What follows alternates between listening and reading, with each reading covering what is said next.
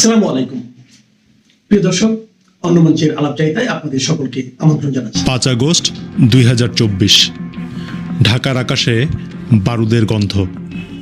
আর কয়েক ঘন্টার মধ্যেই আমেরিকার ডিপ স্টেটের এজেন্ট, শিশু হত্যাকারী ডক্টর ইউনূসের মেটিকুলাস ডিজাইনের মাধ্যমে পতন ঘটে বাংলাদেশের সবথেকে শক্তিশালী নেতাদের একজন শেখ হাসিনার। সবাই ভাবছিল এরপর কি, ভারত কি সেনা পাঠাবে, নরেন্দ্র মোদী কি সরাসরি হস্তক্ষেপ করবেন? কিন্তু কিছুই হইল না। না কোনো ট্যাঙ্ক, না কোনো আক্রমণ, না কোনো তড়িঘড়ি সিদ্ধান্ত। দিল্লি চুপ করে থাকলো, কিন্তু সেই নীরবতার আড়ালে লেখা হচ্ছিল মারাত্মক এক কৌশলের গল্প। আজকের ভিডিওতে আমরা দেখব ভারত কেন চুপ করেছিল, ভারতের এক ঢিলে অনেকগুলো পাখি শিকারের থিওরি কি, আর ভিডিওর একদম শেষে আমি আপনাদের দেখাবো কেন ওয়েস্ট বেঙ্গলের নির্বাচনই হতে পারে সেই চাবিকাঠি, যা নির্ধারণ করবে বাংলাদেশের রাজনীতিতে কে লাভবান হবে, আওয়ামী লীগ নাকি বিএনপি। শেখ হাসিনার পতনের পর পরিস্থিতি ছিল খুবই অস্থির। ক্ষমতায় আসেন ডক্টর মোহাম্মদ ইউনূসের নেতৃত্বাধীন অন্তর্বর্তীকালীন সরকার। সে সময় রাস্তা ছিল ভারত বিরোধী স্লোগানে মুখর, রাজনৈতিক উত্তেজনা, এমনকি ভারতের 7 সিস্টার্স দখলের হুমকিও শোনা যায় সে সময়। সবাই তখন একটা কথাই বলছিল, ভারত কি চুপচাপ বসে থাকবে? কারণ শেখ হাসিনা শুধু একজন নেতাই নন, তিনি ভারতের দীর্ঘদিনের পরীক্ষিত মিত্র। কিন্তু সবাইকে অবাক করে দিয়ে দিল্লি একদম চুপচাপ থাকলো। প্রশ্ন হইল, এই নীরবতা কি দুর্বলতা নাকি হিসাবের অপেক্ষা? ভারতের নীতি নির্ধারণে 3টা নাম আছে: অজিত দোভাল, এস জয়শঙ্কর, অমিত শাহ।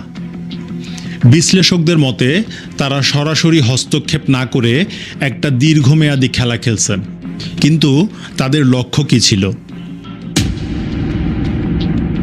ভারত বুঝতে পারছিল সামরিক হস্তক্ষেপ মানেই আন্তর্জাতিক চাপ আসা, তাই তারা অপেক্ষা করছে বাংলাদেশের অভ্যন্তরীণ রাজনৈতিক শক্তিগুলো যেন নিজেরাই একটা ব্যালেন্স তৈরি করে। দেখেন, দীর্ঘদিন ধরেই একটা প্রচার ছিল, শেখ হাসিনা বাংলাদেশকে ভারতের কাছে বিক্রি করে দিচ্ছেন। এইটা নিয়ে মাঠ গরম করছিল ইউনূস বাহিনীও। তাই ভারত চাচ্ছিল ভারতের ওপর নির্ভরশীলতা আরও স্পষ্ট হোক, যার কারণে কিন্তু ইউনূসের ভারত বিরোধী অবস্থান বেশি দিন টিকে নাই। ঠিকই অর্থনৈতিক সংকটের সময় চাল, পেঁয়াজ, জ্বালানি সব কিছুতেই ভারতের ভূমিকা সামনে আসে। বরং আমরা দেখছি শেখ হাসিনার সময়ের থেকেও ইউনূসের 18 মাসে ভারত থেকে বেশি আমদানি করছে বাংলাদেশ। এতে করে একটা বাস্তবতা স্পষ্ট হয়েছে, ভূগোল অনেক সময় রাজনীতির থেকেও শক্তিশালী। ভারতের সবথেকে বড় উদ্বেগ ছিল সীমান্ত নিরাপত্তা। বাংলাদেশে যদি উগ্রবাদ বাড়ে তাহলে সরাসরি প্রভাব পড়ে ভারতের উত্তর পূর্বাঞ্চলে। তাই তারা এমন একটি রাজনৈতিক ব্যালেন্স চাইছিল যেখানে কোনো একক শক্তি অতিরিক্ত প্রভাবশালী না হয়। সবথেকে গুরুত্বপূর্ণ অংশটা ছিল পশ্চিমবঙ্গ, যা বাংলাদেশের পাশের রাজ্য, রাজনৈতিকভাবে সংবেদনশীল। সেখানে দীর্ঘদিন ধরেই ক্ষমতায় ছিলেন মমতা ব্যানার্জি এবং তার দল অল ইন্ডিয়া তৃণমূল কংগ্রেস। কিন্তু এবার পরিস্থিতি বদলাচ্ছে। ভারতীয় জনতা পার্টি বড় চ্যালেঞ্জ তৈরি করছে। আর এখানেই আসে আসল কৌশল। এখন পর্যন্ত প্রাপ্ত তথ্য যা বলতেছে তাতে করে যদি আমরা ধরে নেই আগামী 4 মে পশ্চিমবঙ্গে বিজেপি জিতে গেল, তাহলে কি হবে? ভারতের কেন্দ্র এবং রাজ্য দুটোই একই রাজনৈতিক লাইনে আসবে। সীমান্ত নীতিতে একক কৌশল আসবে, বাংলাদেশের ওপর সরাসরি প্রভাব বাড়াতে পারবে। এতে করে দিল্লির জন্য সিদ্ধান্ত নেওয়া অনেক সহজ হয়ে যাবে, কারণ তখন আর কোনো অভ্যন্তরীণ বিরোধ থাকবে না। এখন প্রশ্ন হইল, এই পরিবর্তনে লাভবান কে হবে? যদি দিল্লি আবার সক্রিয়ভাবে জড়িত হয় তাহলে আওয়ামী লীগ একটা বড় কূটনৈতিক সুবিধা পাইতে পারে, কারণ তাদের সাথে ভারতের সম্পর্ক ঐতিহাসিকভাবেই ঘনিষ্ঠ। তবে এইটা ভাবার কারণ নাই যে দিল্লি আইসা আওয়ামী লীগকে তার অবস্থান নিশ্চিত করে দিয়ে যাবে। আওয়ামী লীগ যদি তাদের অবস্থান নিশ্চিত করার পরিস্থিতি তৈরি করতে পারে, সেক্ষেত্রেই দিল্লি হয়তো সাপোর্ট দেবে। অর্থাৎ মূল কথা হইল আপনার চিৎকার আপনাকেই করতে হবে। এবার দেখি বিএনপির বেলায় কি হইতে পারে। বর্তমান বিএনপি সরকার যদি নিজেকে স্টেবল পার্টনার হিসেবে প্রমাণ করতে পারে, তাহলে ভারত তাদের সাথেও কাজ করতে পারে, কারণ ভারতের মূল লক্ষ্য নিজেদের স্থিতিশীলতা। তবে এখানেও একটা কথা আছে, তা হইল বিএনপির অতীত কর্মকাণ্ড। ভারত হয়তো আওয়ামী লীগের অনুপস্থিতিতে নিজেদের স্থিতিশীলতা এবং বাংলাদেশকে পজিটিভ রোডে তুলতে ইউনূসের করা একপাক্ষিক নির্বাচনে বিএনপিকে সাপোর্ট করছে, কিন্তু বিএনপি সরকারের নির্বাচন পরবর্তী কর্মকাণ্ডে ভারত আসলে কতটা সন্তুষ্ট সেটা একটা বিষয় হয়ে দাঁড়াবে। কারণ ভারতের বাংলাদেশকে নিয়ে প্রধান মাথা ব্যথার কারণ দুইটি, একটি চীন এবং অপরটি পাকিস্তান। সেই ক্ষেত্রে বিএনপি ভারতকে কতটা স্বস্তি দিতে পারছে সেই হিসাব ভারত অবশ্যই করবে। এখন আসি সেই প্রশ্নটায়, যেইটার উত্তর দেওয়ার কথা আমি শুরুতেই বলছিলাম। পশ্চিমবঙ্গের নির্বাচন কেন এত গুরুত্বপূর্ণ? কারণ ঘরের ভেতর শক্তি নিশ্চিত না করে পাশের দেশে বড় সিদ্ধান্ত নেওয়া অত্যন্ত ঝুঁকিপূর্ণ। যদি পশ্চিমবঙ্গে বিজেপি সরকার ক্ষমতায় আসে, তাহলে দিল্লি পুরো সীমান্ত অঞ্চল নিয়ে একক কৌশল নিতে পারবে, আর তখনই শুরু হতে পারে বাংলাদেশে নতুন রাজনৈতিক সমীকরণ। এখন সেটা কি হইতে পারে? শেখ হাসিনার ফেরার পথ তৈরি করবে, আওয়ামী লীগকে আরও শক্তি যোগাবে, নাকি ভারত এর থেকেও ব্যতিক্রম কোনো কিছু করবে? এই প্রশ্নের উত্তর পাইতে অপেক্ষা করতে হবে 4 তারিখের ঘোষণা হতে যাওয়া ভোটের ফলাফল পর্যন্ত। কিন্তু একটা বিষয় পরিষ্কার, পশ্চিমবঙ্গের ভোট শুধু ভারতের নয়, এটা বাংলাদেশের ভবিষ্যতের সাথেও জড়ায় আছে।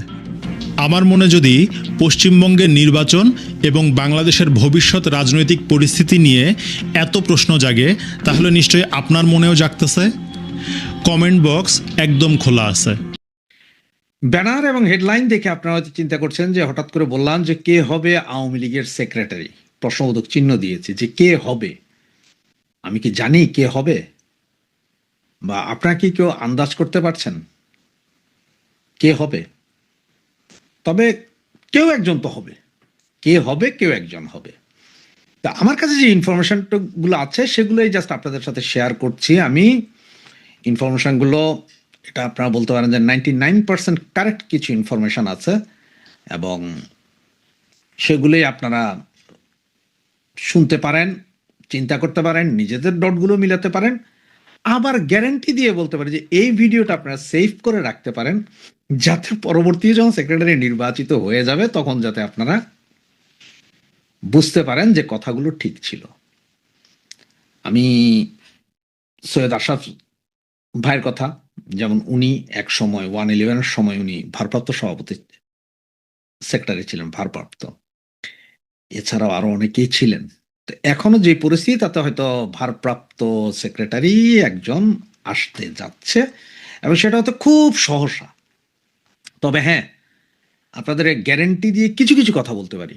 সেটা এক হচ্ছে যে কোনো পরিবার থেকে আসবে না, কোনো সাবেক মন্ত্রী নয়, এবং পুরোপুরি ইউরোপ আমেরিকাতে বসে থাকা কোনো নেতাও না। এরপরও তো কেউ না কেউ। তবে এটা বলা হচ্ছে যে এটা চমক, 8 জন একটা লিস্ট আছে। তো সেটা লিস্টটা এইভাবে করেছে যাদের বয়স 55-র উপরে, কিন্তু 70-এর উপরে নয়, মানে 55 বছরের নিচে নয়, 70-এর উপরে নয়।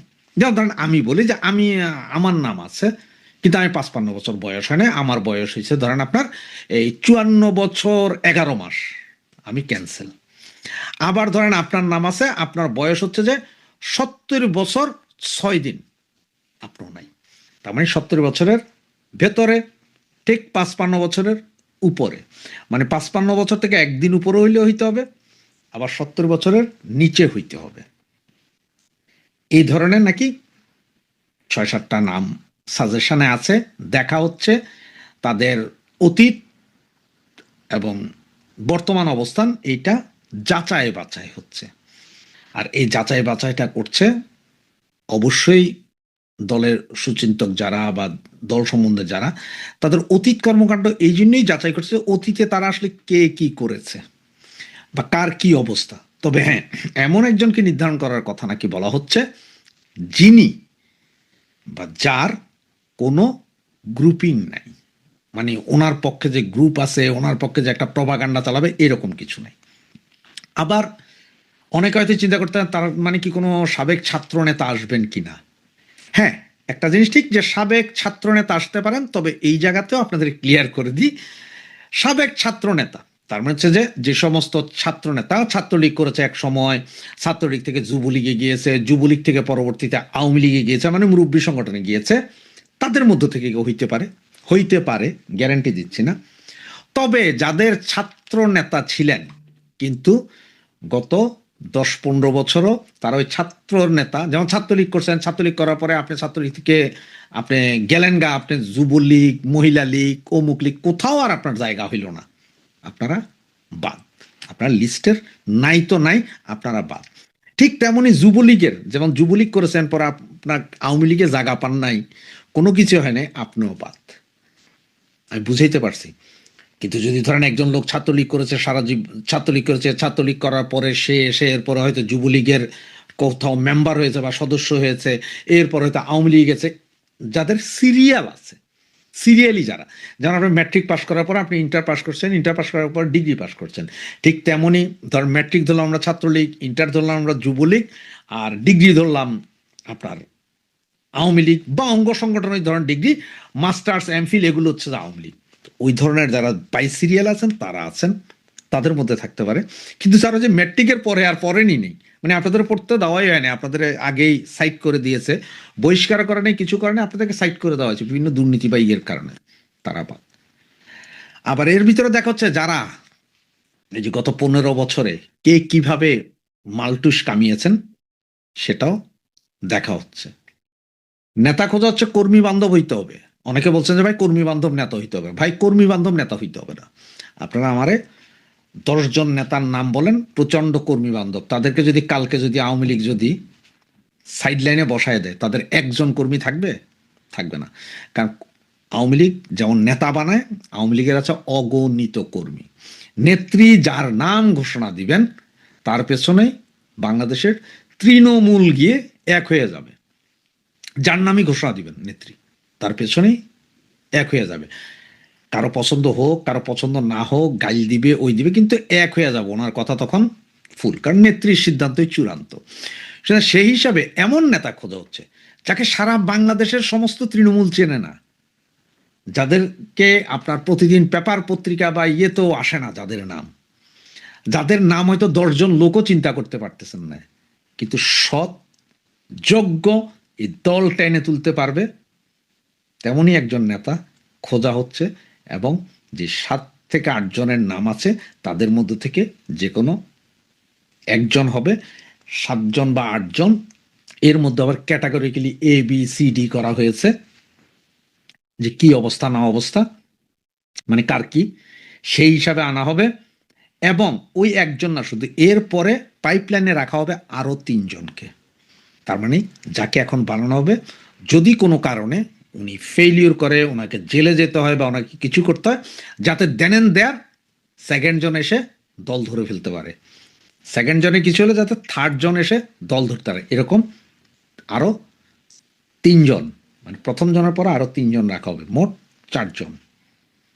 4 জন এমনি থাকবে, 4 জনের আপনার সেক্রেটারি বানা দিবে না, সেক্রেটারি হবে একজন, কিন্তু বাকি 4 জন আরো লিস্ট, কিন্তু কেউ জানবে না যে কে কে আছেন লিস্টে, পরবর্তী কে কে আছেন, যার নাম ঘোষণা করা হবে সেক্রেটারি ভারপ্রাপ্ত, উনিটা জানবেন, ওনারটা সারা বাংলাদেশে জানবেন, বাকি 3 জনেরটা জানবে না, টেকনিক্যাল কারণ। ওই একজন গেলে চাট করে দেখবেন যে আপনার 24 ঘন্টা দেরি হয়নি, চলে আসবে। সেই হিসাবেই নেত্রী ইয়ে করছেন। এটা হয়তো আগামী 2-1 মাসের ভেতরে ভারপ্রাপ্ত সেক্রেটারি আসছে, এবং এটা একটা চমক হবে। মানে যেমন আমি আগেই বলছি, আপনার সৈয়দ আশরাফ, তারপর আপনার জিল্লুর রহমান, এনাদের মতো একটা চমক আনবে, যে যেই চমক সকলেরই পছন্দ হবে। প্রথম হয়তো বুঝে উঠতে পারো না, কিন্তু পছন্দ হবে পরে। তবে এইটা বলছি, কোনো পরিবার কেন্দ্রিক কোনো সাবেক মন্ত্রী না, ওনারা না, ওনারা বাদে অন্য কেউ। তো ভালো থাকবেন, বাকি যদি আরো খবর পাওয়া যায় সেটা বলবো। এই পর্যন্ত আজকে শেষ করছি। ভালো থাকবেন, সুস্থ থাকবেন, এবং ভিডিওটা মাস্ট আপনি সেভ করে রেখেন, কথা মিলছে কিনা। জয় বাংলা, জয় বঙ্গবন্ধু। আপনারা জানেন বাংলাদেশে বর্তমানে যে একটি সরকার কার্যক্রম চালাচ্ছে, সেটি আসলে এমন একটি সরকার, যেই সরকারটি বিরোধী দলের সাথে ভেতরে ভেতরে আতাত করে রাষ্ট্র পরিচালনা করে। তো বিরোধী দল সরকারকে সহযোগিতা করবে, রাষ্ট্র পরিচালনায় সহযোগিতা করবে, এটা তো ভালো জিনিস, এটা খারাপের কিছু না। কিন্তু এখানে আসলে এই ভালোটার মূল কথা হচ্ছে, সরকারের সাথে তাদের মূল কানেকশনটা হচ্ছে যে তোমরা মুক্তিযুদ্ধের ধ্বজাটা ধরে রাখো কয়েকজন মিলে, আর যিনি প্রধান নেতা সংসদের, তিনি ভেতরে ভেতরে এই মুক্তিযুদ্ধ বিরোধী শক্তির সাথে একটা ঐক্য গড়ে তুলেছে। তার ঐক্য গড়ে তোলার পেছনে তার একটা পরিকল্পনা আছে। তিনি বলেছিলেন আই হ্যাভ এ প্ল্যান। আপনারা অনেকেই প্ল্যানটি জানেন না। সেই প্ল্যানটি কিন্তু তিনি সংসদে এসে দেখিয়ে দিয়েছেন। প্ল্যানটি হচ্ছে বাংলাদেশ আওয়ামী লীগকে অফিসিয়ালি, অর্থাৎ পার্লামেন্টের প্রসিডিংয়ের ভেতর দিয়ে তিনি তাদের কার্যক্রমটিকে নিষিদ্ধ রেখেছেন। তার মানে যে ডক্টর ইউনূসের সময়ে যেইভাবে মুক্তিযুদ্ধের সপক্ষের শক্তি, স্বাধীনতার সপক্ষের শক্তি, অসাম্প্রদায়িক চেতনার শক্তি, সংখ্যালঘুদের শক্তি এবং সাংস্কৃতিক সেবীদের শক্তি, শিল্পী সাহিত্যিক বুদ্ধিজীবীদের শক্তি, সেই শক্তিটাকে কোনো না কোনোভাবে দাবিয়ে রাখতে হবে। দাবিয়ে রেখে ৭১ বিরোধীদেরকে দিয়ে নতুন একটি ন্যারেটিভ তৈরি করে এই দেশটিকে ভিন্ন খাতে পরিচালিত করার একটি ষড়যন্ত্র। তার এই প্ল্যানটি অন্য কেউ বুঝুক বা না বুঝুক, আওয়ামী লীগের মানুষ কিন্তু এতদিনে বুঝে গেছে। এখন বিষয়টা হচ্ছে, সামনে একটি নির্বাচন আছে। নির্বাচনটি কি? নির্বাচনটি হচ্ছে যে ঢাকা সিটি কর্পোরেশন নির্বাচন। এই সিটি কর্পোরেশনের নির্বাচনটি খুব সহসাই হবে এটা আমি বিশ্বাস করি না, কিন্তু যদিও হয়, সেই ক্ষেত্রে তারা অলরেডি সিদ্ধান্ত নিয়েছে বলে শুনেছি যে একটি জামাতকে উপহার হিসেবে দিবে, আর একটি তারা নেবে। এখন উত্তর না দক্ষিণ সেটা নিয়ে একটু সমস্যা চলছে, কে উত্তর নেবে আর কে দক্ষিণ নেবে, এটা একটা ইস্যু। দ্বিতীয় ইস্যুটি হচ্ছে, যদি নির্বাচন হয় আর আওয়ামী লীগ যদি নির্বাচনে রাজনীতি করার সুযোগ না পায়, তাহলে কিন্তু এবার বিএনপি সবচাইতে বড় লেসনটা পাবে। কারণ এই ২৬ সালের ফেব্রুয়ারি মাসের ১২ তারিখে যে নির্বাচনটি হয়, স্বাধীনতার সপক্ষের মানুষ যারা সরাসরি আওয়ামী লীগের সাথে যুক্ত নয়, কিন্তু অসংখ্যবার নির্বাচনে তারা আওয়ামী লীগকে ভোট দিয়েছে, অর্থাৎ জন্মবধি বাংলাদেশের জন্মের পর থেকে তারা আওয়ামী লীগের ভোটার ছিল। কিন্তু এইবার তারা নুরুল কবির যেমনটা বলেছিলেন, নাকে কাপড় দিয়ে তারা ধানের শীষে ভোট দিয়েছিল। সেই ভোটের পর তাদের নাকে কাপড় দেওয়া, যে গন্ধের ভয়ে তারা নাকে কাপড়টি দিয়েছিলেন, সেই গন্ধটি আরো দুর্গন্ধ আকারে প্রচার পেয়েছে। এখন তারা এবার কিন্তু আওয়ামী লীগ যদি মাঠে না থাকে, আওয়ামী লীগ যদি থাকে, সত্যিকারের নির্বাচন হয়, বিএনপি জিততে পারে, আওয়ামী লীগও জিততে পারে, কিন্তু জামাত জিতার কোনো সম্ভাবনা নেই। কারণ ঢাকা শহর জেলে, কামার, কুমার, মুচি, গার্মেন্টস কর্মী, শ্রমিক, নানান শ্রেণী পেশার লোক, ছাত্র, বিশ্ববিদ্যালয়ের শিক্ষক, স্কুল, কলেজ, মাদ্রাসা সব মিলিয়ে ১২ রকমের মানুষ বসবাস করে এই ঢাকা শহরে। এই ১২ রকমের মানুষের মধ্যে যারা সংস্কৃতিকর্মী, যারা বুদ্ধিজীবী, তারা সমাজসেবী, অসাম্প্রদায়িক চেতনার যারা ধারক এবং বাহক, তারা কিন্তু জামাতকে বিশ্বাসও করে না, ভোটও দেয় না। কারণ জামাত হলো জন্ম মুনাফিক। এদের যদি ইতিহাসটা আপনি কেটে দেখেন, তাহলে মুনাফিকই আপনি দেখবেন। এখন বিষয়টা হচ্ছে, এই যে তারেক রহমান তিনি যা করেছেন, যে পার্লামেন্টে যদি এই নির্বাচনের আগে, অর্থাৎ সিটি কর্পোরেশনের নির্বাচনের আগে যদি আওয়ামী লীগের উপরে যে কার্যক্রম নিষিদ্ধ করে যে বিলটি তিনি সংসদে পাশ করিয়ে দিয়েছিলেন, এটি তারেক জিয়ার নিজের বিল নয়, এই বিলটি করেছিলেন অর্ডিন্যান্স আকারে প্রেসিডেন্টকে দিয়ে। কখন? যখন ডক্টর ইউনূসের অবৈধ সরকার ছিল। পরবর্তীতে তারেক রহমান সেটি তার পার্লামেন্টে পাশ করিয়ে দিয়েছেন। এখন প্রশ্ন হচ্ছে, আওয়ামী লীগ যদি এইরকমভাবে রাজনীতি করার সুযোগ থেকে বঞ্চিত হয়, তাহলে আওয়ামী লীগের লোক বিএনপির প্রতি বিশ্বাস রাখবে, এটা আর ভাববার কোনো কারণ নেই। তারেক রহমানের প্রতি আস্থা রাখবে, এটা ভাববার কোনো কারণ নেই। এবং এর ফলশ্রুতিটা ডেঞ্জারাস রকমের বিএনপি টের পাবে যদি নির্বাচন হয়। আর নির্বাচন না হয়ে যদি তারা সিলেক্ট করে নেয় আমি আর মামু, আমরা আর মামুরা, মামুদেরকে একটা দিলে উত্তর বা দক্ষিণ, আর ওনারা উত্তর বা দক্ষিণ একটা রাখলেন, সেটা আলাদা কথা। কিন্তু যদি নির্বাচন হয়, যেই আন্দোলনটি হয়েছিল 24-এর গণ আন্দোলন আমরা শুনি, সেই আন্দোলনটির ভিত্তি যদি গণতন্ত্র হয়, সেই আন্দোলনটির ভিত্তি যদি সামাজিক মর্যাদাবোধ হয়, মূল্যবোধ হয়, সেই আন্দোলনটির ভিত্তি যদি বাংলাদেশের জনগণ হয়, তাহলে নির্বাচনটি তো জনভিত্তিক হওয়া উচিত ছিল, থাকবে। সেই ক্ষেত্রে তারেক রহমানের জন্য অশনি সংকেত, হয় তিনি উইথড্র করবেন আওয়ামী লীগের যে নিষেধাজ্ঞা, আর তা না হলে তিনি সমুদ্রের গর্জন শুনবেন। আপনারা জানেন সাম্প্রতিক এই মাসের, এই মে মাসের 13 এবং 14 তারিখে বাংলাদেশ সুপ্রিম কোর্ট বার অ্যাসোসিয়েশনের নির্বাচন। প্রতি বছরই বাংলাদেশ সুপ্রিম কোর্টের বার অ্যাসোসিয়েশনের নির্বাচন হয়। সেই নির্বাচনে যেই কোনো ব্যক্তি নির্বাচনে দাঁড়াতে পারে। সেইখানে আওয়ামী লীগ বা বিএনপির কোনো প্রতীক নিয়ে দলীয়ভাবে কোনো নির্বাচন হয়নি, কখনো হয় না, হয়নি, এবারও হচ্ছে না। কিন্তু যেই সব মানুষের সাথে আওয়ামী লীগের সম্পর্ক রয়েছে, অর্থাৎ কোনোদিন তারা আওয়ামী লীগ করেছে বা আওয়ামী মনা ছিল, তাদেরকে এবার নির্বাচনে মনোনয়ন, সমস্ত মনোনয়নগুলোকে অবৈধ ঘোষণা করা হয়েছে। যেটা নিয়ে আমি একটি সংবাদ সম্মেলনও করেছিলাম লন্ডনে 29 মে, এপ্রিলে। এখন আমাদের মূল কথা হচ্ছে, যদি একটি বিচারাঙ্গন, সেখানেই যদি মানুষ তার অধিকার না পায়, তাহলে এই বিচার বিভাগ, এই যে বিচার সুপ্রিম কোর্ট সারা দেশের মানুষকে জাস্টিস দিবে কি করে? যারা আপনারা জানেন বেঞ্চ এবং বার, এই দুইটি প্রতিষ্ঠান, বার হচ্ছে লয়ারদের বার, আর বেঞ্চ হচ্ছে জাস্টিসদের, জাজদের বার, যেখানে জাজরা বসে।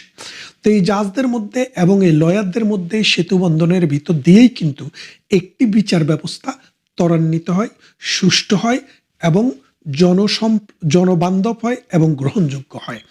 সেই জন্য এই বার এবং বেঞ্চের কোঅপারেশন খুবই জরুরি।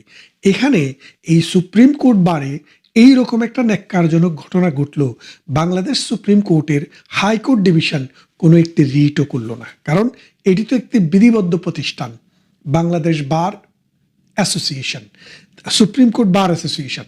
এই সুপ্রিম কোর্ট বার অ্যাসোসিয়েশনের, আপনারা জানেন যে সুপ্রিম কোর্ট যেই কোনো ঘটনা, মানে আইনের সাথে সম্পৃক্ত, কারো অধিকারের সাথে সম্পৃক্ত, মৌলিক মানবাধিকারের সাথে সম্পৃক্ত কোনো ঘটনা যদি বাংলাদেশে ঘটে, সেটা কোনো ব্যক্তি উদ্যোগ না নিলেও জনস্বার্থে সুপ্রিম কোর্ট সুমোটো দিতে পারে। অর্থাৎ সুপ্রিম কোর্টের হাইকোর্ট ডিভিশনের সেই ক্ষমতা রয়েছে। কিন্তু সেই ক্ষমতা থাকা সত্ত্বেও বাংলাদেশ সুপ্রিম কোর্টের এখন পর্যন্ত কোনো সুমোটো আমরা দেখিনি। কেন দেখিনি? কারণ হচ্ছে সুপ্রিম কোর্ট যে স্বাধীন আমরা বলি, এই স্বাধীনতার নজির, এটা হচ্ছে এই স্বাধীনতার লক্ষণ। আপনারা জানেন সুপ্রিম কোর্টের বিচারকদেরকে মানে কোর্টে গিয়ে গালিগালাজ করছে, কোর্টে গিয়ে মানে শারীরিকভাবে প্রহার করার চেষ্টা করা হচ্ছে। ঠিক এই রকম অবস্থায় সুপ্রিম কোর্টের কি আদৌ কোনো বিচার করার ক্ষমতা আছে? যদি থাকে আমরা সেটা দেখতে চাই। এরপর আসেন, এই যে বাংলাদেশে কটা দিন পার্লামেন্ট গেল, পার্লামেন্টে প্রধানমন্ত্রী তিনি বক্তৃতা দিয়েছেন। তার বক্তৃতা শুনে জাতি কি দিক নির্দেশনা পেয়েছে? উনি 17 বছর বিদেশে থেকেছেন, 17 বছর পরে এসে প্রধানমন্ত্রীর গরম চেয়ারে বসেছেন। এই চেয়ারের এখন যে মাহাত্ম্য কি, আমরা সেটা বুঝতে চাই, আমরা সেটা জানতে চাই। প্রধানমন্ত্রী শেখ হাসিনা এই চেয়ারে বসেছেন একদিন, খালেদা জিয়া বসেছেন, এরশাদ বসেছেন, জিয়াউর রহমান বসেছেন, সেখানে খুনি মোস্তাকও বসেছেন, এবং বসেছেন আরও অনেকেই। এখন এই আজকের দিনে এসে আপনারা অ্যাসেসমেন্ট করার কম সময় পেয়েছেন, কিন্তু একটা বিষয়ে বাংলাদেশের মানুষের এবং পত্রপত্রিকায় নিউজ মিডিয়াতে সবচাইতে যেটা বেশি কনসার্ন, সেটা হলো আমেরিকার সাথে একটি চুক্তি, যে চুক্তিটির মাধ্যমে বাংলাদেশের সার্বভৌমত্ব ক্ষুণ্ণ হয়েছে বলে সবাই বলছেন। সংসদে কি সরকারি দলের কোনো সদস্য অথবা বিরোধী দল, জামাত, যারা সারা জিন্দিগিভর গোলামি চুক্তি বলতে বলতে মুখের দুই পাশ দিয়ে ফেনা তুলে ফেলছে, তাদেরকে কি দেখেছেন যে সংসদে এই বিষয়টি নিয়ে একটু কথা বলার জন্য বলেছেন? বলেননি। কারণ তাদের যে আব্বা, যারা তাদেরকে এবং এই বিএনপি জামাতকে ক্ষমতায় নিয়ে আসছে, সেই আব্বারা রাগ হয়ে যাবে। সেই আব্বাদের ভয়ে বিএনপি সংসদ সদস্যরা অথবা জামাতের সংসদ সদস্যরা অথবা এনসিপির সংসদ সদস্যরা যারা নয়া বন্দোবস্ত চায়, নয়া বন্দোবস্তের লক্ষণ দেখছেন? নয়া বন্দোবস্তের লক্ষণ হলো দেশের স্বাধীনতা এবং সার্বভৌমত্ব 7 সাগর 13 নদী 27,000 কিলোমিটার দূরে আমেরিকার হাতে তুলে দেওয়া। এই হলো বাংলাদেশ, এই হলো নতুন প্রজন্মের যাদের প্রতি আপনারা আস্থা স্থাপন করতে চেয়েছিলেন, সেই কুলাঙ্গাররা খেতে খেতে পেট ফুলিয়ে ফেলছে। আসুন এই কুলাঙ্গারদের আমরা বর্জন করি।